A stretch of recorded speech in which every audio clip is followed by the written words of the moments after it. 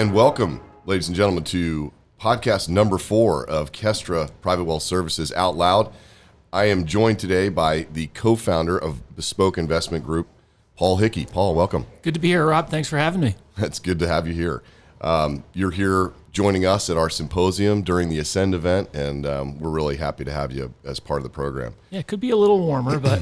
Yeah, what is it, like 28 degrees out there today? It went from 78 to 28 big drop. 24 hours. So, Paul, let's just jump in here. You and your partners at Bespoke founded and run what I think is one of the most prolific investment research shops on the street. Tell us the story of how you guys came together and built Bespoke. Where does it all begin? Yeah, so sure. Thanks for the compliment. Myself and Justin Walters started the firm in 2007, and we met working for Laszlo Barini in the years before that. So we were running and very instrumental in the U.S. domestic equity product at Barini Associates, and we had a lot of new ideas there. And then we started at one point, and this was in the early days of financial blogging when blogs became popular. Right. And we started a blog there called Ticker Sense. And that we got a presence among the financial blogger community, so to speak. And then over the years, Justin and I had a very entrepreneurial spirit, and we were the type of people who we either wanted to succeed or fail on our own merits and not on, working for someone else and relying on someone else. So Right. We've eventually decided to leave Barini Associates and start our own firm. And what we did by having that presence in the blogging community, we were able to start on day one with 0 clients and get the word out. And then it also helped that we had some experience in financial media. So I remember the first day we decided to, backtracking, when we left in mid-April. We set up a website in the matter of 2 weeks, got everything up and running, and launched on May 1st. And then on May 1st, I sent an email to one of the, Erin Burnett, her name was, on CNBC, now on CNN. Now on CNN, right. And I just thanked her for having me on over the years and, with my new contact info. And she was great. She responded back, "Oh, that's congratulations. Let's celebrate. Why don't you come on today?" So it was great. Nice. So on the first day in business on CNBC, getting mentioned that we had this new firm. And so it was really, there's a little bit of luck involved in having the right contacts and having things play out the way they did. But I think it's all a matter of the hard work, and we've always been intensely interested in the markets. And then over the years, we've brought in other people who have been really helpful as well, and really share that same passion for the financial markets and how they work and how they tick, and trying to, get under every nook and cranny, so to speak, and figure things out.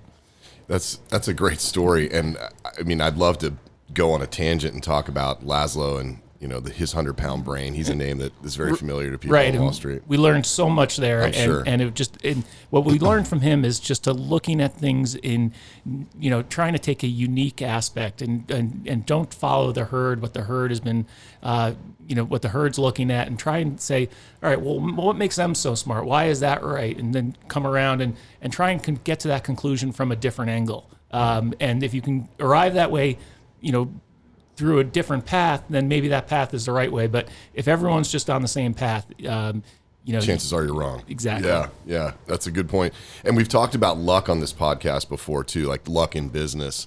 And the consensus seems to always come back to, we all need a little bit of luck, but it's amazing how hard work can create luck. Right. And you guys, I mean, the output that you and your partners create for advisors and for people who subscribe to your research is indicative of the kind of work ethic that you guys have. So I'm always impressed by that. So if you don't mind, tell us a little bit about Bespoke today, like the staff. Do you have output goals? Do you track the number of reports you issue in a week and things of that nature? Like, how do you guys kind of run the business? So, I mean, we have our set reports that we put out throughout the day, and there's certain reports that, we have a morning lineup report, which comes out every morning, right before, about an hour before the open, gives advisors and investors a view on how things have panned out overnight, what's important to know going forward for the rest of the day. And it's about a 5 to 10 minute investment of your time, and with that, you'll have a good understanding of where the markets stand heading into the trading day. So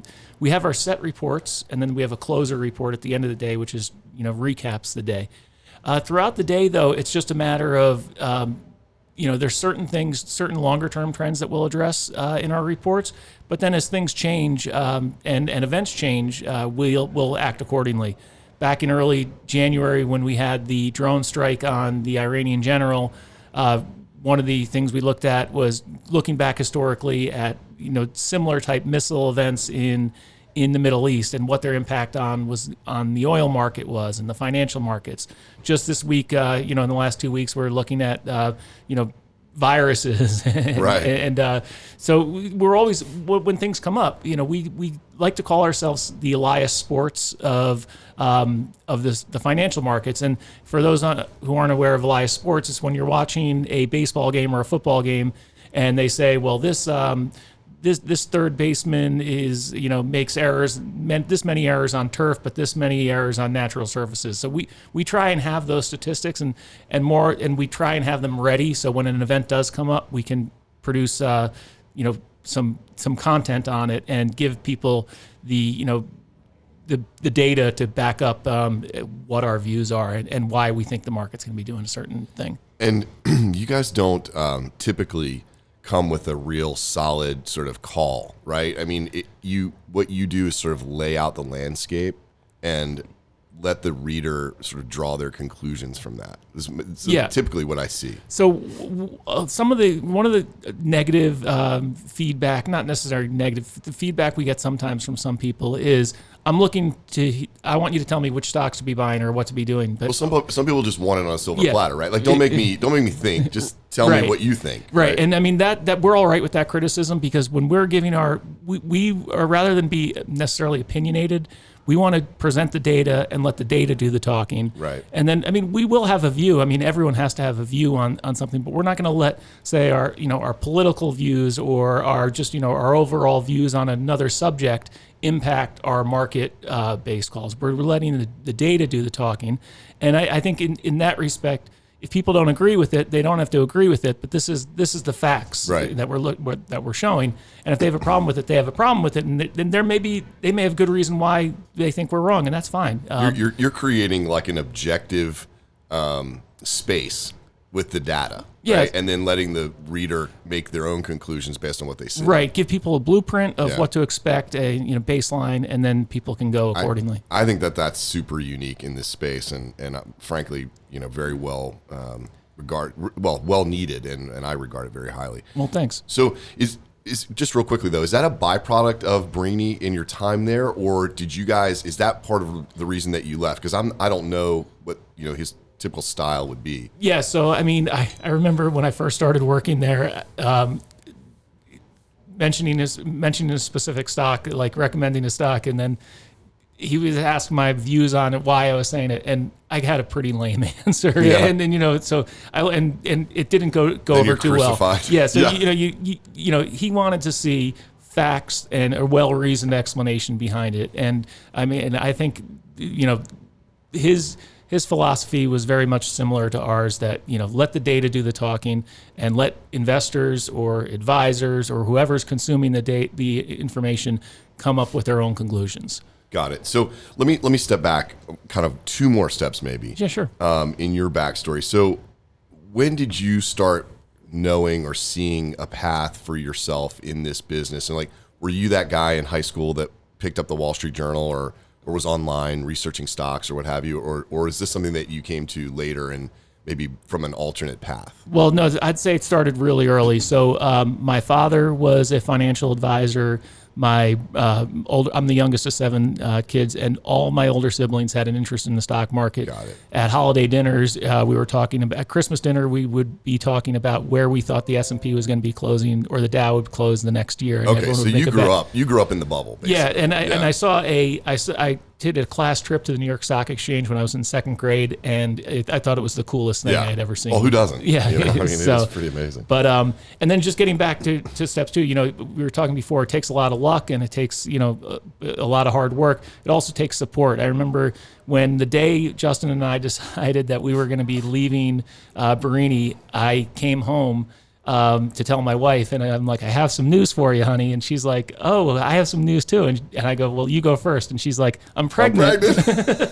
Oh, great. Yeah. And so we'd had a 2-year-old at the time, and then and so I was like, oh, okay. And she's like, what's your news? I'm like, forget it. Forget it. Yeah, we'll talk about it later. But so eventually she got it out of me, and I told her, and she said, you are doing that.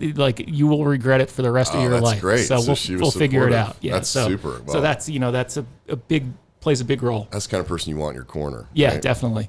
So I started at DLJ, and Dick Jenrette was still a fixture at the firm then in the late 90s. And we were kind of indoctrinated into the lore of DLJ and how they started as a research shop and then evolved into an investment banking operation. And it seemed to me that all three of those guys knew exactly how they wanted their firm to be, even when it was just the three of them, from a philosophical standpoint and sort of like what they wanted to stand for and represent. And I wonder, do you guys have, you and Justin and the team, do you have that sort of same, ethos where you're like, I know, I may not know on a day-to-day basis how this is going to play, but I know what Bespoke is going to stand for philosophically and otherwise, and we're really clear on that. Do you guys talk about that, or is it just something that's just expressed? No, I mean, I think it's well understood in our organization that, first of all, our research, fact-based, data-driven analysis, that's what we look at. Easily digestible. We don't want, our view is that if you can't explain it, it's probably not worth explaining. So we try to present things in an easy to understand, digestible manner. People don't have a whole lot of time for, to read a 40-page report. Right. So if we can distill it down to the main key points, if people want to see additional information, they can see it, but we like to let people, we don't want to waste too much of their time. And the third is that, being independent, we're conflict free. We don't have any, ulterior motives in any positions or any ideas we do suggest. When I was coming out of college in the late 1990s, there were some of these research scandals. I worked at Solomon Smith Barney during the whole Jack Grubman AT&T scandal, where MCI and all that. Well, he was a bear on AT&T, and then he eventually upgraded the stock, and it came out 2 years later that potentially he upgraded the stock so he could get his kids into a nursery school. So, I forgot about Grubman. Forgot about that. So it's just that on the sell side, there can often be a lot of conflict. Not all of them are conflicted, but there can be conflict there. And so we would just like to, when we recommend a position, there's no one, whispering in our ear to say, please recommend this. I want to get to that in a minute, but before we do, tell us how the machine works. And I'm being really blunt. Small team, tons of reports, right? Rich with data and pros. So how do you have the time to put out all that data or all that research? Well, it takes a lot of time. So, we're usually starting, turning things on, so to speak, at, 6 a.m. New York time. Then we're putting together our morning report, which usually goes out at about 8:30. So that report takes up the early part of the morning. I get that on the West Coast, so it's really great. I wake up to that. Oh, okay, yeah. It's a great, you can read that, like we were saying before, 5-10 minutes, and absolutely. You're well prepared. And then, we have other reports that we're, maintaining databases and such. But then, we're constantly going back and forth, all of us. Well, first of all, we all have a passion for it, as I was saying. So it's all things we're looking to, this is what we, I always say to people, if this wasn't my job or if I was retired, I'd still be doing it, right, I may not have too exciting a life, but, and then we're constantly going back and forth, with ideas. And if one of us has an idea, but is in the middle of working on something else, whoever has a free moment, will dive into that. And, so we're constantly coming up with ideas and bouncing things off of each other. We all recognize that in order for the firm to succeed, we're all going to succeed. Got it. It helps out that way. So let's go back to that buy side, sell side thing, because I did want to talk a little bit about that. I'm really, at this stage of the game, I've been away from, real Wall Street literal Wall Street for a very long time. But is it still, buy side versus sell side? Are the cool guys, the cool kids still on the buy side? Is there's still like that hierarchy? What is the state of research in general these days? I mean, I think it's changed a lot. I mean, as technology has changed so much these days, and just how you see it, I think the financial crisis changed a lot of it too, and exacerbated things. Just how on the advisor side, you've seen more people going independent because there's less of a cachet behind the big wirehouse firms. Right. And on the research side too, people have realized that if you are a really good analyst and you have good insights and people want to see those insights, you can do it on your own. You can do it on your own, and people will pay for it. And and they can actually do better on their own rather than maybe sometimes subsidizing the rest of the department. And you don't have to grind your way through that associate program and get years in before you're really having a voice. Yeah, exactly. I mean, but again, you're going to have to do that hard work on either side. Sure. And I think but the industry has changed so much. There's a lot of great analysts on the sell side. There's a lot of great analysts on the buy side, and there's a lot of not so good analysts on the sell side, and a lot of not so good analysts on the buy side. So it's all been mixed up a little bit, and I think that's important. So for investors to try and navigate through the noise, so to speak. Yeah, I call it the thousands of voices in the wilderness, right? I mean, the business of research, like you say, has gotten so fragmented, and not in a bad way necessarily. But it does create sort of a fire hose of voices going at advisors or investors or whomever, right? So what's your advice for, let's just focus on advisors because that's really who our audience is, but what's your advice for advisors in terms of handling that volume of those multiple voices? Like how would you screen for quality, and what would you rate as sort of important elements of good, solid research? Yeah, so I mean, I think you were just saying before, it's like 1,000 voices. It's almost like 1,000 voices singing a harmony, because a lot of times all the voices are saying the same thing. That's also very true. So you want to look for differentiated research. Again, going back to the data-driven analysis that we stress so much.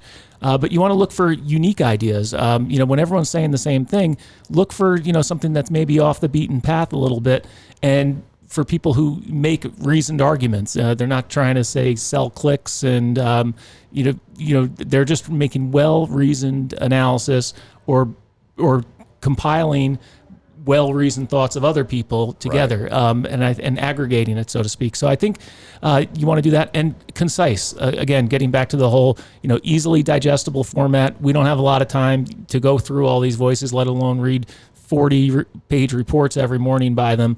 So if you can get a short, concise report and not take up a lot of your time, picture says 1,000 words. So if you can do it with a chart or a figure, it's better than writing several pages about it. Totally agree. Good. So let's shift gears a little bit, and we'll get into kind of maybe some fun stuff here before we wrap up. So you and I have both done our fair share of appearances on CNBC and other financial news networks, and you certainly a lot more than me. Golly, now I'll tell you what, these days, every time I look up, I see your face on CNBC, which is great, and we're really happy for you. It's been great to see your profile grow so much. So you do a combination of what I guess would be like remote hits and in studio, right? Right. Okay. So most of our listeners probably have either CNBC or Bloomberg on their TV in their office most days. So can you tell them a little bit what it's like to be on set at CNBC? Yeah, so on set, it's definitely a lot more. I mean, sometimes there's a remote hit and sometimes it's on set. So a remote hit is very strange because you're sitting in usually a dark room with a camera pointing at you. It's like a closet usually, right? You're almost in a closet with a giant light in your face and a camera. It's cold, it's dark, cold. and you can't hear anything. Right, and you can't hear anything, and there's a monitor on. They'll show you a monitor, but it's usually on a 3-second delay. Or worse, like a 15-second delay. Right, so it's useless. Don't even want to see it. You can't have you can't, and you always ask them to turn it off. Right. But it's hard to have a conversation with someone when you can't see them and such. So when you're on set, it's a lot better. You can feed off the anchors and the other guests on the panels. But everyone always criticizes financial journalists oftentimes on the TV, saying I could read off a teleprompter too. But I mean, during the breaks, they're rarely even talking to you because they're busy doing other segments, writing copy for the intros. Right. So it's a busy job that they're doing. So there's not a lot of conversation when the camera's not on, but when the camera's on, it's a much easier to have a conversation with the anchors and such. And I think when you're in person, it gives you a little bit more of an opportunity to flesh out your arguments rather than just give a one sentence talking point. Yeah. So some of the different anchors allow you different latitudes in how much you can talk and different programs. But the more you can expound on your view, I think the better it is for the viewer. I agree. And it's funny. My favorite moment of being on TV altogether was my first appearance on CNBC was Maria Bartiromo was still there. Oh, wow. So it was like my first one was almost her last one. Okay. And so we'll always have Maria Bartiromo, which growing up in this business, she watched her for 20 years. On the floor of the stock exchange. Really cool. Yeah. So yeah, I was.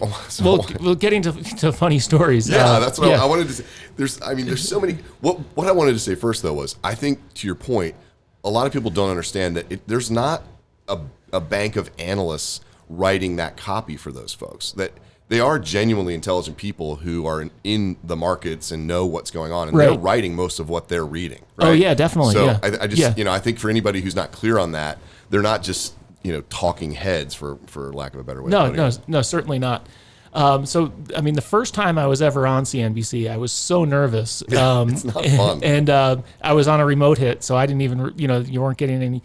But so I was talking about, I forgot what the stock was, and like I don't even remember what the joke was, but it was on the Erin Burnett show or whatever, and she just burst out laughing in the middle of the segment. It was the first time I was on, so they were like, oh, this is great. So then they were like, oh, come back on again, and I was like, I don't even remember what I said that was funny, but if it works, it works. Right, exactly. Whatever gets you coming back is right. But so then another time I was on, a lot of times, this was in 2008 too. So there was always stuff going on. So sometimes you'd go up to the remote set and they would say, oh, there's some breaking news. You have to hold on. We're going to delay it a little bit. Yeah. So usually it was, this bank going out of business or whatever. But one of the times it was the producer goes to me. She goes, "We have some breaking news, so we're going to be a little bit delayed, but you're going to want to stick around for this." And then I was like, okay, that's all she told me. But then as I'm hanging out, it was the Elliot Spitzer news when he was with client number 9 and such. So it was that was a tough story to follow after that, because they did put me on after that, and I was like, I don't even know where to go from there. You see some you see some interesting stories. No doubt. The only time I think I wasn't even uncomfortable is the wrong word, but I can't remember off the top of my head her name, but there's a woman that's an anchor on Fox Business who does the closing show. She's a triathlete. Liz Clayman? Yeah, Liz Clayman. Yeah, okay. So I'm on Liz's show, and they ask you for what stocks do you want to what stocks do you want to comment on, or whatever, and then they're going to fill in the sort of daily event. So it's a little bit of a black box. You don't quite know what's going to happen, but she halfway through the segment, she says, literally like this, "And Rob, you own Snap?" I was like, that's having a good year this year. I know. I didn't come here to apologize, Liz. Okay. And the stock. So all my friends, I got just absolutely abused for that for probably a month. But the stock then had like a 13% run. Yeah. So it was more or less pure luck, but it was just funny. I was like, wow, okay, she's just coming right at me. Well, so embarrassing story for me. CNBC, this was years ago, did a stock draft. I think they still do it. Yeah. But so I was one of the contestants on it, and you picked one stock, and that year I had picked J.C. Penney, which was didn't seemed do like so a good. Good idea at the time. But they had me back on a year later because I was the loser. Right. That's awesome. So so not all the recommendations go according to plan. No. And the good thing is no one's ever really around to be accountable for anything they say. So let's talk about that for a second, though. Like in an objective fashion, you sort of touched on this a few minutes ago, but what is your take on the quality of, let's just call it, the recommendations that or the market commentary that we see on TV versus what we read in print. And I guess my real question is does that necessity of filling all that time in the day, kind of a la 24-hour news cycle, but market driven, does that help or hurt? Does it contribute to too much short-term focus or emotion? What are your thoughts on that? I mean, I think a lot of it, a good amount of it is drives short-termism in the markets, which isn't a good thing. But I think, and it's media. Media is meant to sell commercials and get ratings. So that's what they have to do. But there are, different shows and different times of day, and depending on the guests. You see some very good guests on, CNBC, Bloomberg, and Fox Business. I mean, just this morning they had Ron Barron on CNBC talking about Tesla, obviously, which has been a great pick of his, but not necessarily just talking about why he likes Tesla, but going through his process on why, what made that an investment for him in 2014. Right. And as an investor, you can get a lot of insight into that, but you just have to filter out what the noise is. Right. And just, when they have a good, someone with a good track record on, and that person has an opportunity to speak and give their views in a longer fashion, I think it really helps out investors. Yeah. But there's so much other content areas you can get it too. Podcasts have exploded, and you can get good content there. And a lot of these media networks are expanding into the podcast too, because it's just another avenue for them, and it's gained much more popularity. Right. Well, that's why we're sitting here. Yeah. Right? So let me put you on the spot a little bit, in the realm of talent in our space, and outside of yourself and your team, who do you listen to? Who's somebody that you find compelling on that front? Well, so I think I was talking before about putting research forward in a concise manner, easily digestible. I think Ed Hyman of ISI, now part of Evercore, they do that, better than just about anybody. Charts. Their weekly reports will probably have a few hundred words. It's all loaded with charts that you can go through really quickly. ISI has been so good for so long. Yeah, and so they just have they have a great track record, and they've done it really well. I think another real valuable source is Lizanne Saunders from Schwab. She has a great Twitter feed. She puts together, she's always highlighting content from, interesting content from other people. So she does a great job there. And also she, whenever you see these, times when the market's freaking out and she's on, and they have her on one of the networks, she's always, well-keeled and, isn't, saying run for the hills, right, or the world's ending. She's very, even-keeled there. And I think she does a great job of highlighting good content from other people, and also just keep having a well-reasoned analysis. So those are two. Let's see. Who else? David Rosenberg's been a bear for years. The perma bear. But he called the housing market really, really good in 2005. And, just because you don't agree with someone doesn't mean you shouldn't listen to them. No, I totally agree. And, sometimes I'll agree with things he says. Sometimes I don't agree with things he says. But just, it's good to get other viewpoints. And then another one, Richard Bernstein, who is another former Merrill analyst. Yep. He was bearish in 1999, 2000. I remember as a kid just out of college then, I was probably a lot more bullish than he was. And he was, completely right. And he's gone on to build a successful firm. But he's got, when he's on CNBC, he's someone I'll usually turn down the volume for. I agree. Okay, so this is not your typical sort of interview, right? You're usually getting direct questions about the market. Usually the interview would have been over 20 minutes ago. Yeah, I know, right?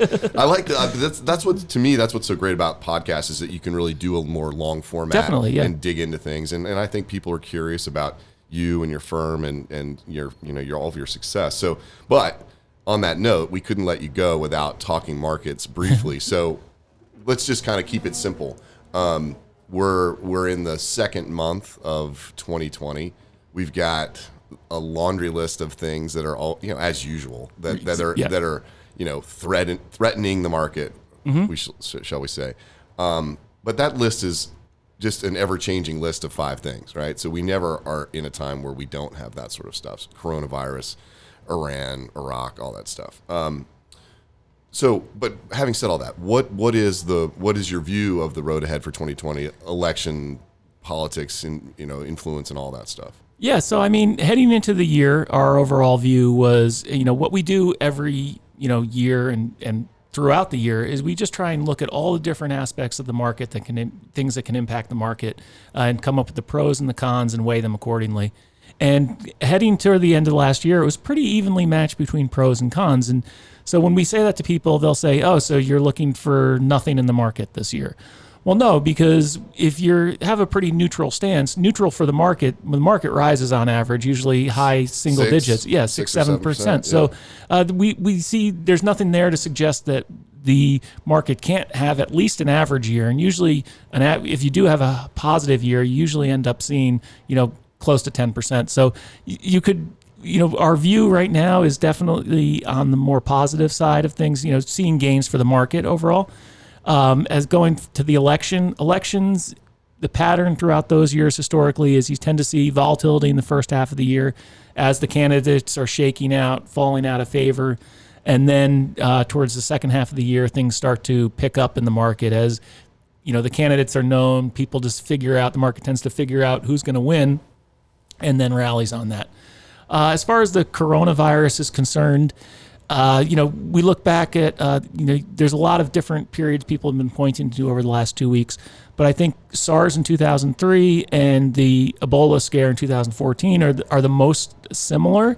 SARS because it was focused in Asia, and Ebola just because it scared the hell out of people. Right. And I think, SARS was coming out of 2003 when the market was coming out of the, we had the Bernie Ebbers, the WorldCom bankruptcy, and Enron in 2001 and 2002, and the market was just starting to Gulf War II coming out. So the market was rallying anyway.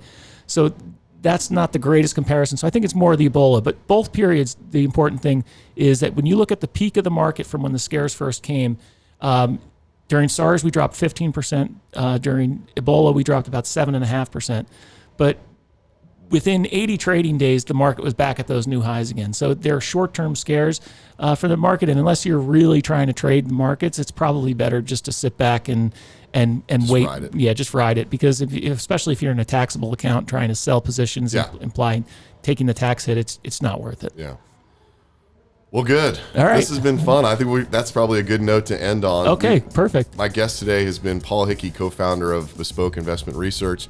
It's been a pleasure. Thanks for coming aboard and sharing your thoughts with us. Good to hear the story, Paul. Okay, cool. Thanks for having me, Rob.